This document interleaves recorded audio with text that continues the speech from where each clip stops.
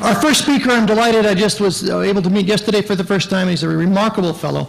Dr. Ben Goldacre is an award-winning writer and broadcaster. He's a medical doctor, and actually, last night we had a small, minor little medical problem at the reception, instantly taken care of.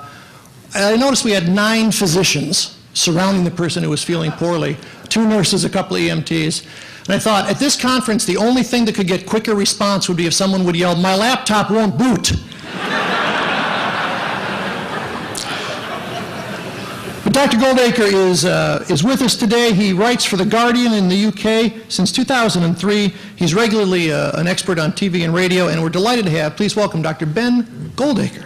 I had a geek competition with someone last night about who was the bigger nerd, and it was like, PDA battles, how well configured your portable device is. And I won by having a small wedgy corner cut out on my right thumbnail so that I can use it as a stylus on the screen.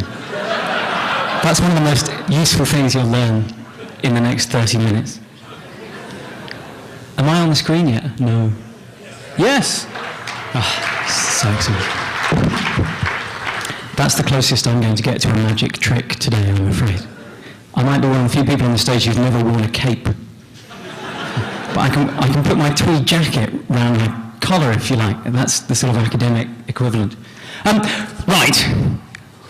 What I wanted to talk about today is the squabbles that have happened around homeopathy, not just now, but for the past 200 years, really, since its inception. Not because I think homeopathy is the most important thing in the world, because it's not.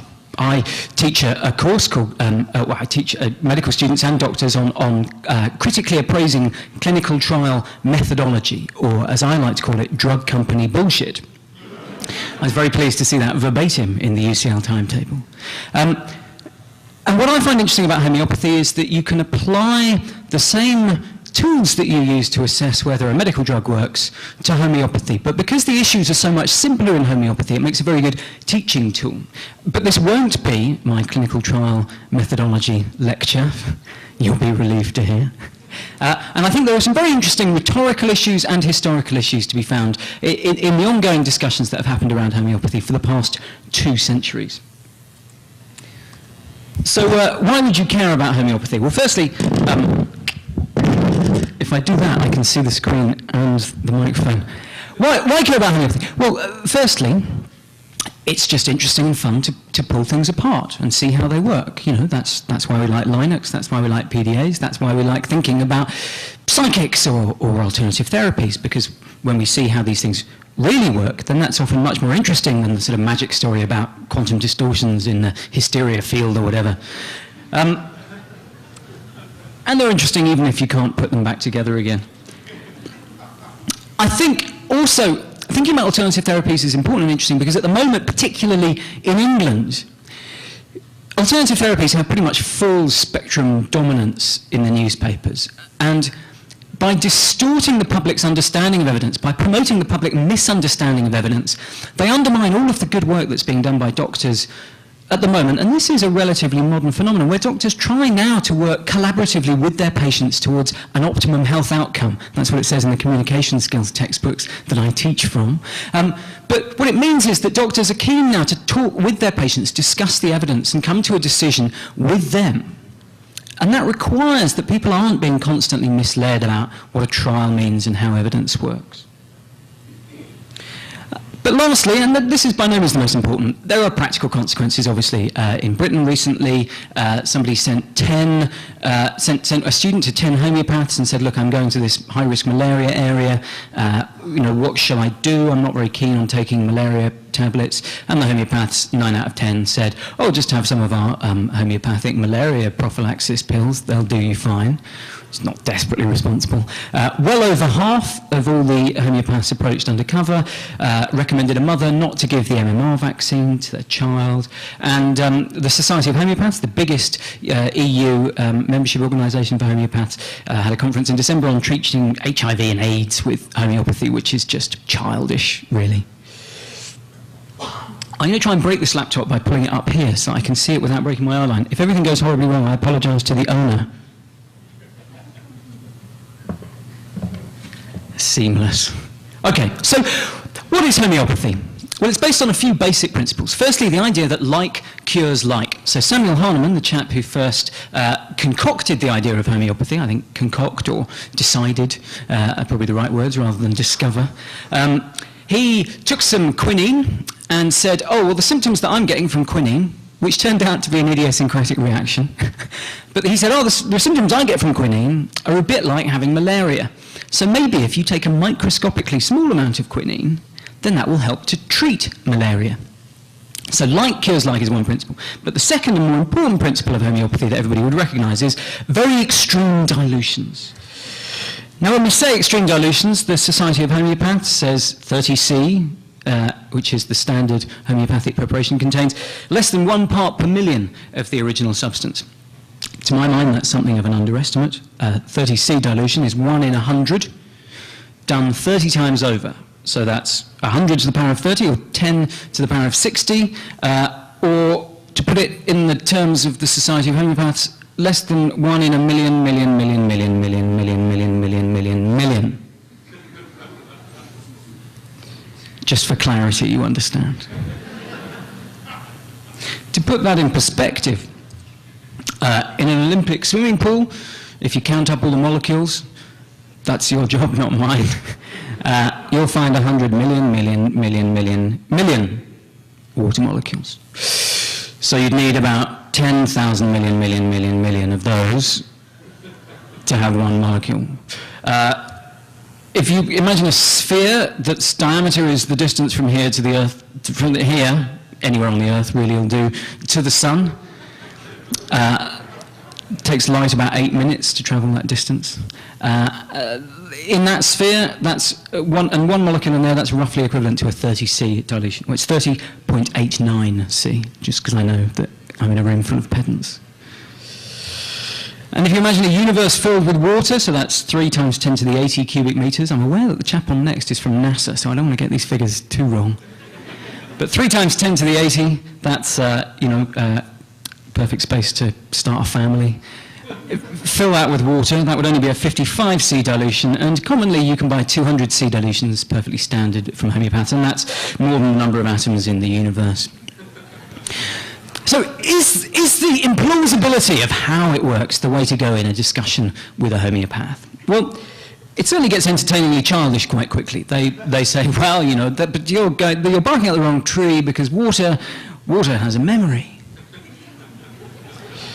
And you go, okay, fair enough, but you don't actually give water. What you do is you drop a drop of your water onto some sugar pills, and then you shake the sugar pills in the little pot, and then you hand those out. So what about the memory of sugar?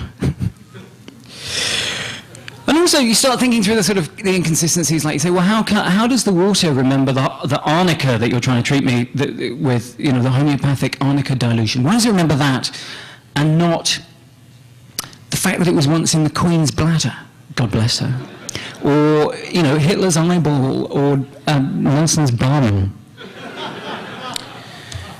And they say, ah, well. You see, I made this point in The Guardian a little while ago, in a long article that was all about sort of critical appraisal of clinical trial methodology, but made a reference to this ridiculous dilution thing and the inconsistencies. And a homeopath wrote in and said, no. The way that the water knows to remember only the special thing that we're diluting in it is because of succussion. You bang it 10 times firmly against a hard but elastic object, ideally a bespoke wooden striking board covered in horsehair and leather. And because you did not mention that, you made us look stupid.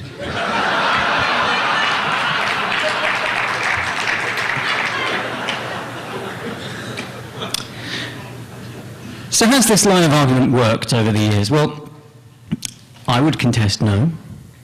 Firstly, it's very easy to get bogged down in detail around the memory of water issue. I know that there's a subtitle, isn't there? The skepticism in the internet age. And actually, there are some very good illustrations of how valuable the internet can be in the memory of water squabbles that have happened over the past few years. What happens is periodically a homeopath finds a junior physicist or just some laboratory equipment and will do a study that shows some small absolutely minuscule difference between two different sets of water, one of which has been prepared homeopathically and one of which has been prepared, which is just normal water. And they'll do this with exquisitely oversensitive equipment. But in fact, 9 times out of 10, it's either a false positive due to a failure to correct for multiple comparisons, which I really promise not to bore you with right now. Although if you like the Bonferroni correction lecture, I could give that later in private. It's not very interesting, Bonferroni correction for multiple comparisons. Or there are just very obvious methodological flaws, or obvious if you're the kind of guy who knows how to use a Raman spectrometry machine or whatever, because they've prepared the water in obviously different ways that were inevitably going to get picked up by very sensitive equipment. And what's great about the internet is that somewhere out there, there'll be somebody who can be bothered to go through these claims, go through these papers, critically appraise them and post on their blog, like Spalman, for example, or Danny Crastina's blog, post on their blog a critical appraisal of these claims, of these papers. Recently, the journal Homeopathy published a whole string of papers purporting to show the memory of water, and I got in touch with the publisher. I got their permission to reproduce the contents of them online on badscience.net, and we had a journal club, just like you have at lunchtime once a week in any academic teaching hospital and most academic units, and people went through, they critically appraised the papers, and then we summed up all of the criticisms at the end, and this also happened on the JREF forums, and everybody came together, and they produced a letter which they sent to the journal and which was published in the academic journal, which I think is an extraordinary coup, really, for a bunch of jokers on the internet, There's a very good XKCD joke about people being unable to let things lie on the internet. There's a really hot chick and this guy at his laptop, and she's saying, "Come to bed, darling," and he says, "I can't. Somebody is wrong on the internet." We need to harness that power. But the most important reason not to bother with this, the memory of water thing, the implausibility argument, I think is that, as rhetorical strategies go, it's had 150 years of fail, which is a word I enjoy using as a noun. I'm in America. This is the home of neologisms. So this chap here is John Forbes. I've modelled my facial hair on him, as you can see. He was the Queen Victoria's physician, and in 1846 he was talking about the implausibility of homeopathy. So here's, the blah blah is added by me. Homeopathic globules side by side, blah blah blah, would reach from the earth to the sun, blah blah blah, 100 million. This was 162 years ago, and it hasn't persuaded anyone since. And he wasn't just talking to himself or Queen Victoria. I mean, this chap, he wrote in medical, he wrote articles about medicine in mainstream newspapers, like me, except I'm not the Queen's physician. In fact, the Queen's physician is the director of the Royal London Homeopathic Hospital, so that's how things have changed. And we lost the empire. Can they be related? I don't know. But more importantly, the argument about the implausibility of homeopathy is completely irrelevant. There are, I think, dozens of doctors here, which is unsurprising, and lots of women, I'm very pleased to see. I mean, I'm not,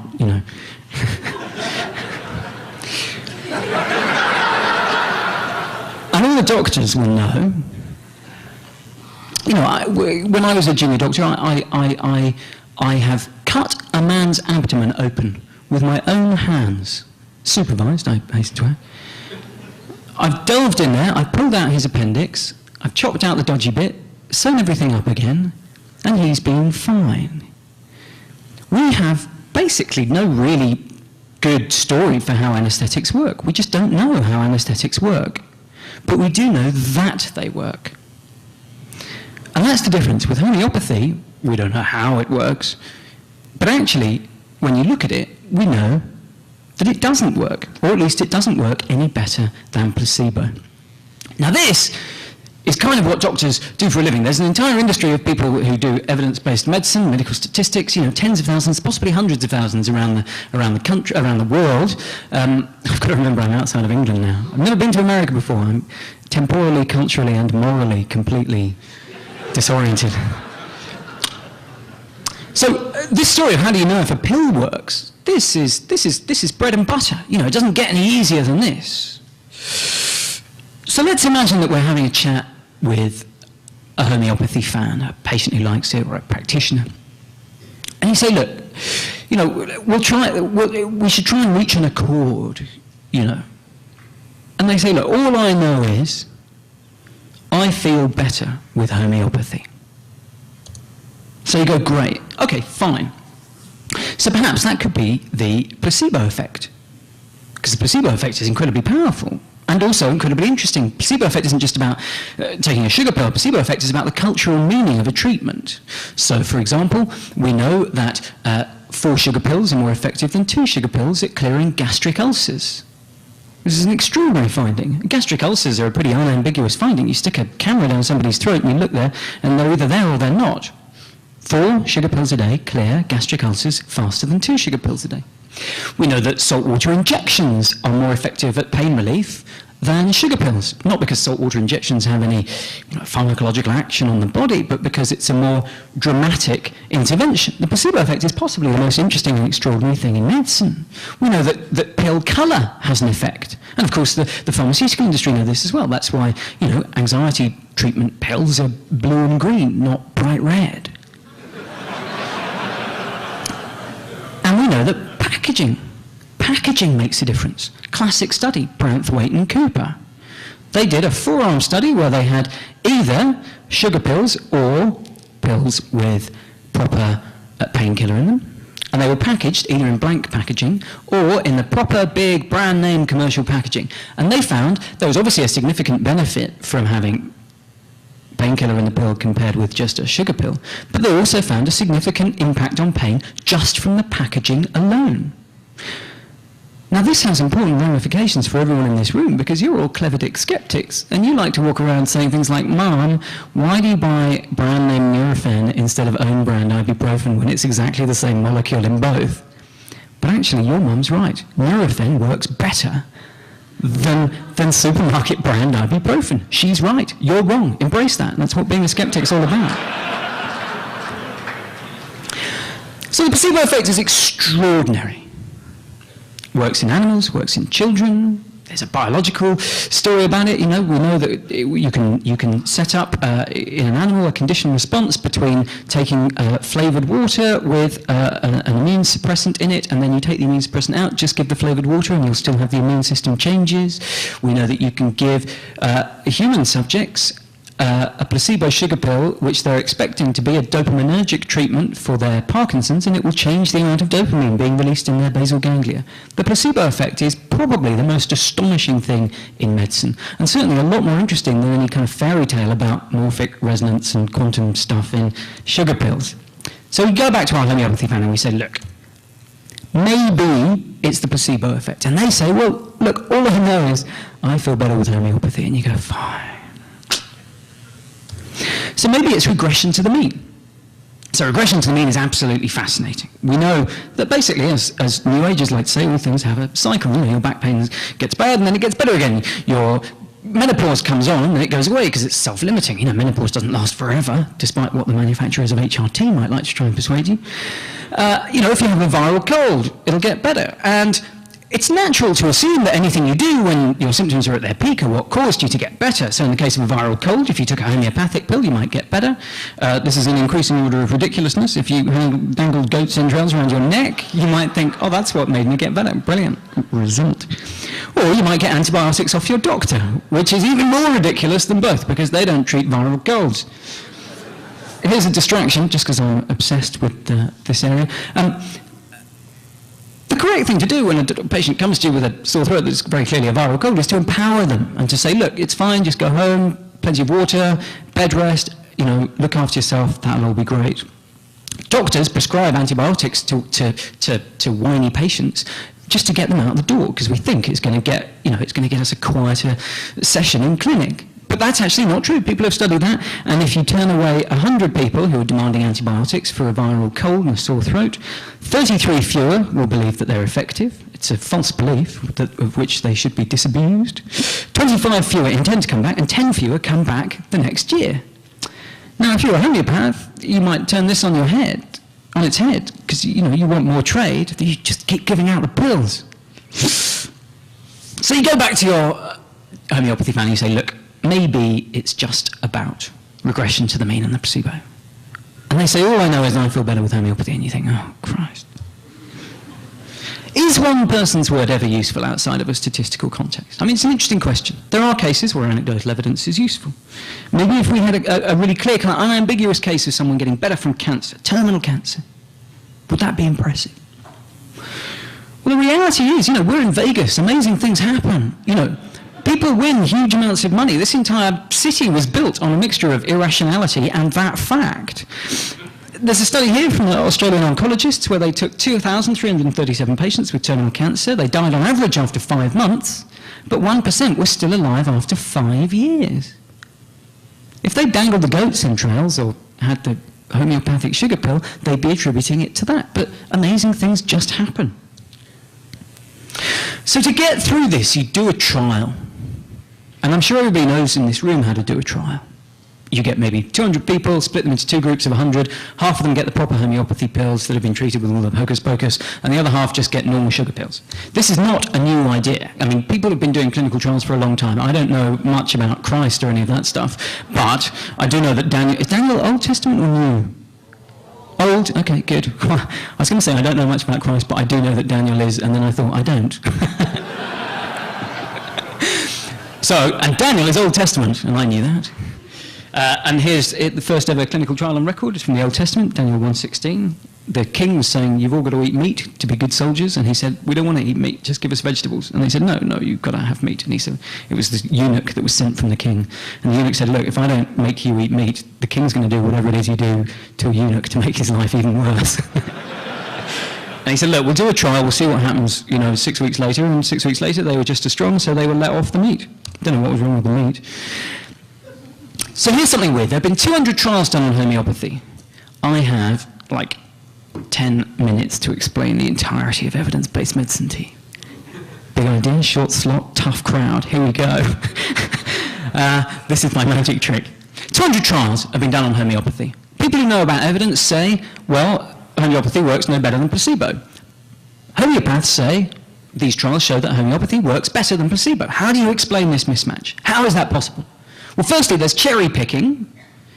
People just pick out the positive studies, because there are bound to be some positive studies just by the play of chance. But that's not enough to explain it. So you put all the trials together, you do a meta-analysis. You stick all of the trials that have ever been done on homeopathy into one big spreadsheet. Now, just to hit, this is the emblem for the Cochrane collaboration, probably the most important new institution in medicine of the last 100 years. This is a blobogram. God, it's insanity to try and explain this, but basically, in the 70s and 80s, lots of people were doing studies looking at whether steroids improved preterm babies' survival. And all of the studies came out being kind of borderline negative and basically negative. You can see the horizontal lines are all touching a big line that goes down the middle. That means they didn't have a significant positive result. It wasn't statistically significant. Somebody's yawning already. All of these trials were negative, and people were going, well, we don't know if this works or not, so people generally weren't doing it. Then, after 10 years of people ignoring this treatment, somebody came along and did a meta-analysis. That little diamond shape at the bottom doesn't touch the middle line. They showed that in the aggregate, when you pool all of that data together, actually steroids do save lives in preterm babies. The evidence was always there, but nobody had bothered to add it up in that special way. We had to wait for Excel to be invented or something, I don't know. So, these ideas are important, they save lives. But there's even dispute over the meta-analyses, because the homeopaths say, oh, the meta-analyses show that homeopathy works better than placebo, and people like us say, well, no, the meta-analyses show that homeopathy doesn't work better than placebo. And that's because it's not just about doing a trial. There are good trials and bad trials. I'll skip that slide. This is a lot of trials with quite serious methodological flaws. On another day. So what are the kind of flaws you can have? Well, actually on this one, so third one down, you can see on the right-hand side, 41 dropouts. You can see that very clearly. 41 dropouts out of 100 people in a trial. That's a phenomenal dropout rate. We know that when people drop out, they're more likely to have done badly. They might not come back to clinic, for example, because they didn't do well on the tablets, they had horrible side effects, they couldn't be bothered to take them, or they're dead. So lots of dropouts is a bad sign in a trial. Lots of these trials, there were no statistics done. The numbers were all too small. Sometimes you can get things like inadequate blinding. If there's inadequate blinding, then people don't know. People can't know if they're on the tablets or if they're on the real treatment or the fake treatment, right? Because if they know, then that spoils everything. So here is a study on acupuncture. You can see on the left, when people didn't know whether they were getting real acupuncture or sham acupuncture, there was no difference between the two. But on the right, you can see the two bars. If they knew that they were getting real acupuncture, or if they were told they were getting fake acupuncture, who's going to get better when they're being told they're being given fake acupuncture? Where's the dignity in that? And that's a problem in all trials. And we know that in all trials, failed blinding overestimates treatment benefits by 17%. Or you can have bad randomization. You've got to randomize people into the treatment group or the placebo group, because if you're allowed to put people in whichever group you want, then that's ridiculous. Obviously, you're going to put all the punters, and I use the word punter advisedly in medicine because it reflects the element of chance in all clinical contact. If you get to choose which group you put people in, then you're going to put the patients who you know are going to do well in the treatment arm and the patient you know are going to do badly in the placebo arm, and then suddenly your trial looks really great. Or you might do it unconsciously. Actually, randomization isn't a new idea. 1662, that's not bad, is it? Why would you ignore an idea from 1662 when it works so well? Or you get dodgy randomization in trials. Now, there's no point in doing a trial with bad randomization. Alternative therapists of all flavours always say, well, you know, we don't have the money to do proper trials, as if it's really expensive, as if it's really difficult. Common sense doesn't cost anything. Randomising properly doesn't cost anything. Doing trials with inadequate randomisation is a waste of money and a waste of the patients who have given their bodies over to you for you to do an experiment on them, on the understanding that you're going to do an experiment that produces information. That's the ethical transaction. Bad research is unethical. So overall, the dodgy trials, the trials that are methodologically inept, the trials which are not fair tests, the ones on the left-hand side of this graph, show that homeopathy is better than placebo. As the methodological quality of the trials improves, so the result tends towards homeopathy is no better than placebo. And if you look at the meta-analyses that homeopaths quote, they say exactly the same meta-analyses which I would quote as negative, because I only quote the figure for the most rigorous trials. They quote the figure for all of the trials, including the unfair tests. And that is a spectacularly anal and detailed explanation of why homeopaths are morons. Are they lying? Well, I think that's a very interesting question. There's a man called Henry Frankfurt, who's a philosopher at Princeton. He wrote a very interesting monograph called On Bullshit. He says it's impossible for someone to lie unless they know the truth. The honest man says what he believes to be true. The liar considers his statements to be false. For the bullshit, however, all bets are off. He is neither on the side of truth nor on the side of the false. The bullshitter seeks only to impress us. These trials for homeopaths are window dressing. But more importantly than anything to do with homeopathy are the background issues. The placebo effect is amazing. It's amazing. It's so much more interesting than homeopathy.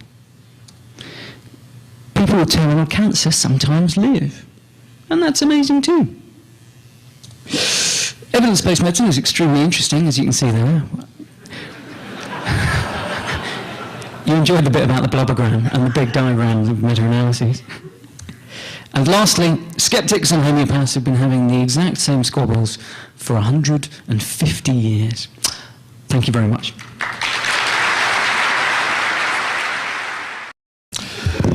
Our first speaker, I'm delighted I just was able to meet yesterday for the first time. He's a remarkable fellow. Dr. Ben Goldacre is an award-winning writer and broadcaster. He's a medical doctor, and actually, last night we had a small, minor little medical problem at the reception, instantly taken care of. I noticed we had 9 physicians surrounding the person who was feeling poorly, 2 nurses, a couple of EMTs. And I thought, at this conference, the only thing that could get quicker response would be if someone would yell, "My laptop won't boot."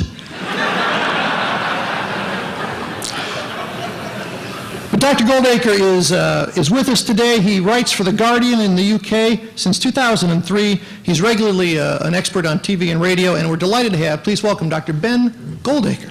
I had a geek competition with someone last night about who was the bigger nerd, and it was like, you know, PDA battles. how well configured your portable device is. And I won by having a small wedgy corner cut out on my right thumb. When we see how these things really work, then that's often much more interesting than the sort of magic story about quantum distortions in the hysteria field or whatever. And they're interesting even if you can't put them back together again. I think also, thinking about alternative therapies is important and interesting because at the moment, particularly in England, alternative therapies have pretty much full spectrum dominance in the newspapers. And by distorting the public's understanding of evidence, by promoting the public misunderstanding of evidence, they undermine all of the good work that's being done by doctors at the moment. And this is a relatively modern phenomenon where doctors try now to work collaboratively with their patients towards an optimum health outcome. That's what it says in the communication skills textbooks that I teach from. But what it means is that doctors are keen now to talk with their patients, discuss the evidence, and come to a decision with them. And that requires that people aren't being constantly misled about what a trial means in hell, so that I can use it as a stylus on the screen. That's one of the most useful things you'll learn in the next 30 minutes. Am I on the screen yet? No. Yes? Oh, so excellent. That's the closest I'm going to get to a magic trick today, I'm afraid. I might be one of the few people on the stage who've never worn a cape. But I can put my tweed jacket round my collar, if you like. That's the sort of academic equivalent. Right. What I wanted to talk about today is the squabbles that have happened around homeopathy, not just now, but for the past 200 years, really, since its inception. Not because I think homeopathy is the most important thing in the world, because it's not. I teach a course called, I teach medical students and doctors on critically appraising clinical trial methodology, or as I like to call it, drug company bullshit. I was very pleased to see that verbatim in the UCL timetable. And what I find interesting about homeopathy is that you can apply the same tools that you use to assess whether a medical drug works to homeopathy. But because the issues are so much simpler in homeopathy, it makes a very good teaching tool. But this won't be my clinical trial methodology lecture, you'll be relieved to hear. And I think there are some very interesting rhetorical issues and historical issues to be found in the ongoing discussions that have happened around homeopathy for the past 2 centuries. So why would you care about homeopathy? Well, firstly, if I do that, I can see the screen and the microphone. Why care about homeopathy? Well, firstly, it's just interesting and fun to pull things apart and see how they work. You know, that's why we like Linux, that's why we like PDAs, that's why we like thinking about psychics or alternative therapies, because how evidence works. But lastly, and this is by no means the most important, there are practical consequences, obviously. In Britain recently, somebody sent a student to 10 homeopaths and said, look, I'm going to this high-risk malaria area. You know, what shall I do? I'm not very keen on taking malaria tablets. And the homeopaths, 9 out of 10, said, oh, just have some of our homeopathic malaria prophylaxis pills. They'll do you fine. It's not desperately responsible. Well over half of all the homeopaths approached undercover recommended a mother not to give the MMR vaccine to their child. And the Society of Homeopaths, the biggest EU membership organisation for homeopaths, had a conference in December on treating HIV and AIDS with homeopathy, which is just childish, really. I'm going to try and break this laptop by pulling it up here so I can see it without breaking my eye line. If everything goes horribly wrong, I apologise to the owner.